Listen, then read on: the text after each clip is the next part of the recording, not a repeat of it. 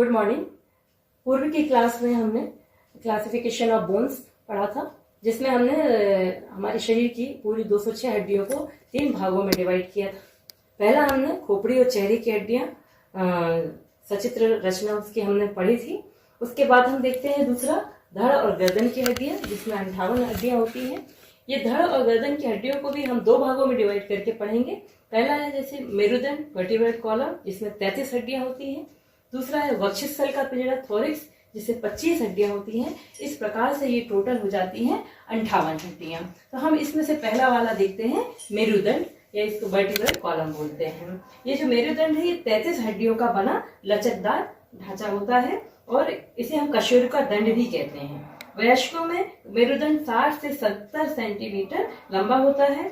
मेरुदंड या जो जिसको हम रीढ़ की हड्डी भी बोलते हैं, इसकी प्रत्येक हड्डी का नाम कशेरुका होता है और कशेरुका या उसको हम वर्टिब्रा बोलते हैं। और 2 कशेरुकों के बीच में एक लसलसा कूर्चा होता है और ये कशेरुका एक दूसरे से अस्थि बंधन के माध्यम से जुड़े रहते हैं।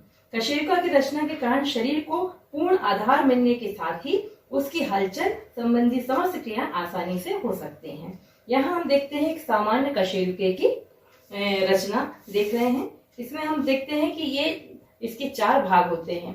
एक होता है अंग या बॉडी, दूसरा है कमान या आर्च, तीसरा हम देखते हैं आड़ा प्रवर्धन ट्रांसवर्स प्रोसेस, चौथा हम देखते हैं पिछला प्रवर्धन स्पिनस प्रोसेस। इस रचना में हम देखते हैं अंग के बारे में। ये आप देख रहे हैं अंग। ये जो अंग है कशेरुका का, ये अगला भाग मोटा चक्ति के समान भरा हुआ दिखता है, जिसे हम कशेरुके का अंग कहते हैं। सब कशेरुका का यह भाग एक दूसरे पर इस तरह से जमा हुआ रहता है कि उससे शरीर को पूर्ण आधार प्राप्त हो जाता है।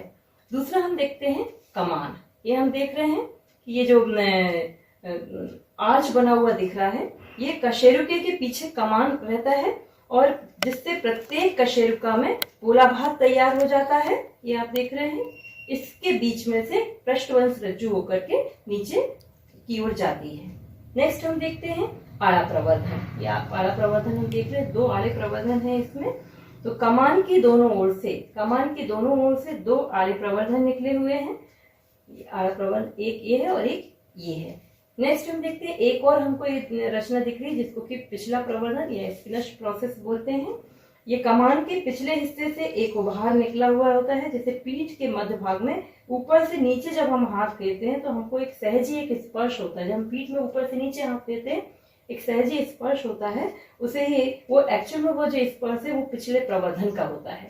तो इस प्रकार से हमने देखा कि कशेरुका की रचना इस प्रकार से होती है। आगे हम देखते हैं ये कशेरुके को जो 33 कशेरुका से मिलकर के मेरुदंड बना हुआ है, इन कशेरुकों का भी वर्गीकरण हम पढ़ेंगे और इस प्रकार से मेरुदंड की रचना हम देखते हैं।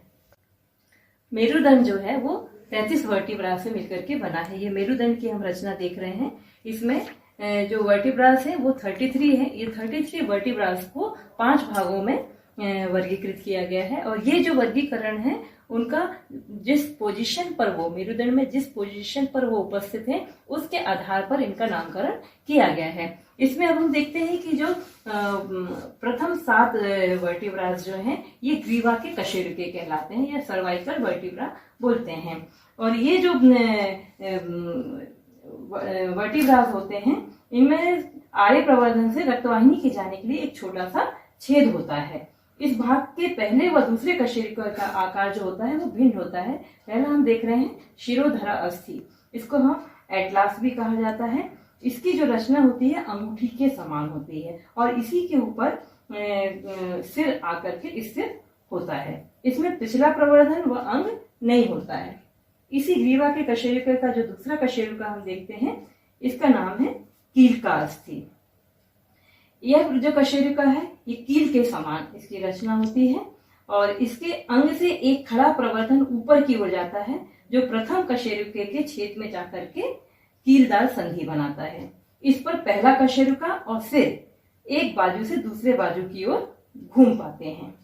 नेक्स्ट हम देखते हैं इस तरह से ये 2 और ये बाकी के 5 कशेरुका मिलकर के ग्रीवा के 7 कशेरुका होते हैं, जिसे सर्वाइकल वर्टिब्रा भी बोलते हैं। इसके पश्चात 1 से लेकर के ये जो 12 कशेरुका हम देख रहे हैं ये पीठ के कशेरुके या थोरेसिक वर्टिब्रा बोलते हैं।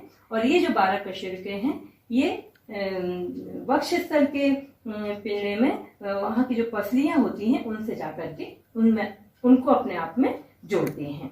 इसके बाद हम देखते हैं कि ये कमर के कशेरुके, ये कमर के कशेरुके, ये इनकी संख्या 5 होती है।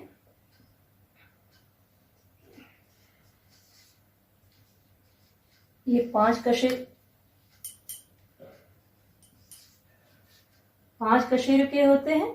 ये कमर वाले इस हिस्से में उपस्थित होते हैं, इनका नाम इसीलिए कमर के कशेरुके रखा गया है। और ये जो कशेरुके 5 कशेरुके हैं अन्य कशेरुकों की अपेक्षाकृत बड़े होते हैं। नेक्स्ट हम देखते हैं त्रिकास्थी या इसको सैक्रम भी बोलते हैं। इनकी संख्या 5 होती है। ये जो सैक्रम है ये इनमें जो 5 हड्डियां होती हैं, बचपन में ये हड्डियां अलग अलग होती हैं, परंतु उम्र बढ़ने के साथ ये हड्डियां आपस में जुड़ जाती हैं और एक हड्डी बन जाती है। इनकी दोनों ओर कटिबंध की हड्डियां रहती हैं।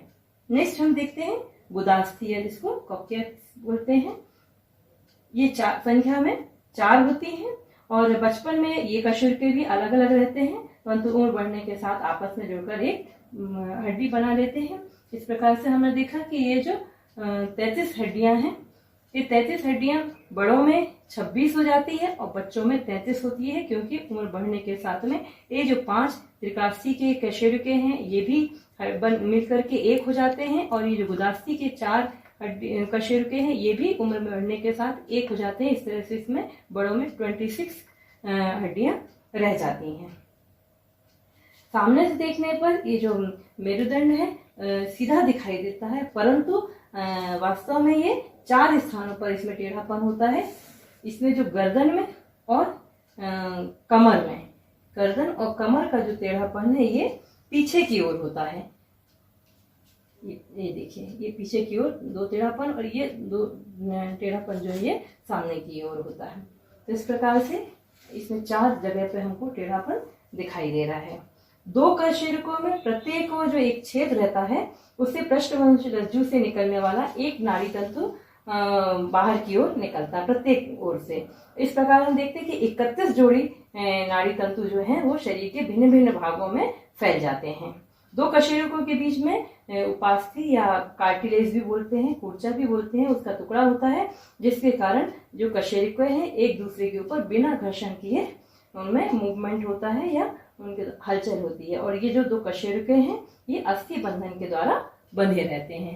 तो इस प्रकार से हमने देखा कि जो मेरुदंड है उसकी ये रचना हमने देखी, उनके कशेरुकों की जानकारी हमने ली, कौन से कशेरुके किस स्थान पर स्थित होते हैं। अब हम देखेंगे मेरुदंड के कार्य। मेरुदंड के अब हम कार्य देखते हैं। जो मेरुदंड है इसका हम सबसे पहला कार्य देखते हैं, ये शरीर को आधार प्रदान करता है। इस मेरुदंड की रचना के कारण ही हम सीधे बैठ पाते हैं, ये शरीर को आधार प्रदान करता है। दूसरा हम देखते हैं कि सिर को घुमाने में सहायक होता है। जब हमने अभी मेरुदंड की रचना पढ़ रहे थे तो हमने उसमें देखा था कि जो पहला वर्टिब्रा होता है उसको शिरोधरा अस्थि बोलते हैं, वो अंगूठी की समान रचना होती है। उसी के नीचे जो दूसरा कशेरुका है वो कील का अस्थि कहलाती है, उसमें कील जैसी रचना होती है। तो ये कील जैसी रचना पहले कशेरुके के साथ मिलकर कीलदार संधि बनाती है और इस कीलदार रचना के ऊपर सिर स्थित होता है। तो सिर और पहला कशेरुका जो है इस कीलदार कशेरुके के ऊपर आजू बाजू घूम सकता है।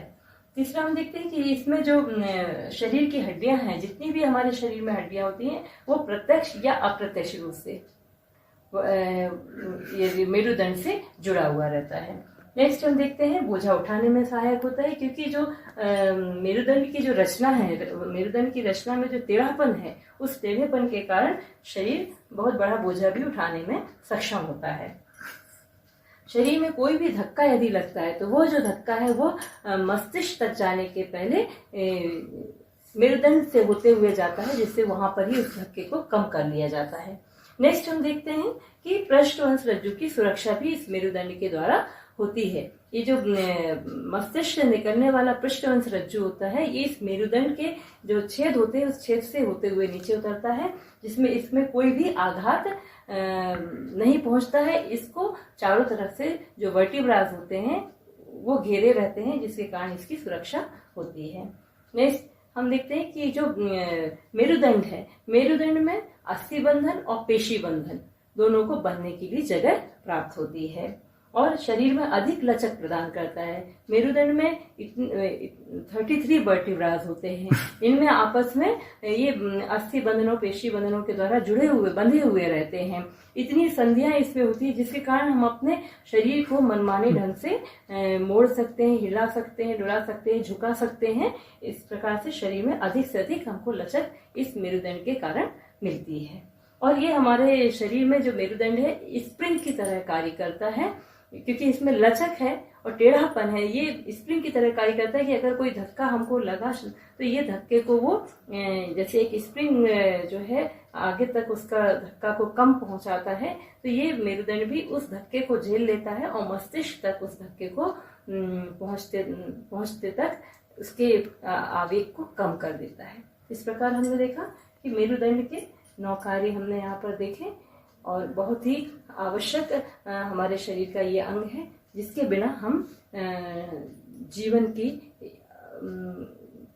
कल्पना नहीं कर पाएंगे, क्योंकि इसके द्वारा जो हमारे शरीर में मूवमेंट हो रहा है वे मूवमेंट हमारे शरीर के लिए, हमारे जीवन के लिए बहुत ही आवश्यक होते हैं।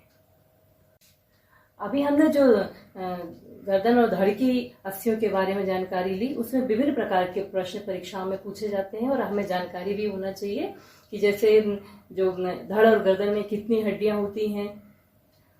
मेरुदंड है तो मेरुदंड में कितनी हड्डियां होती हैं, मेरुदंड की रचना किससे मिलकर होती है, कशेरुका की सचित्र रचना लिखो या मेरुदंड का सचित्र वर्णन करो। इसी प्रकार से मेरुदंड के कार्य लिखो।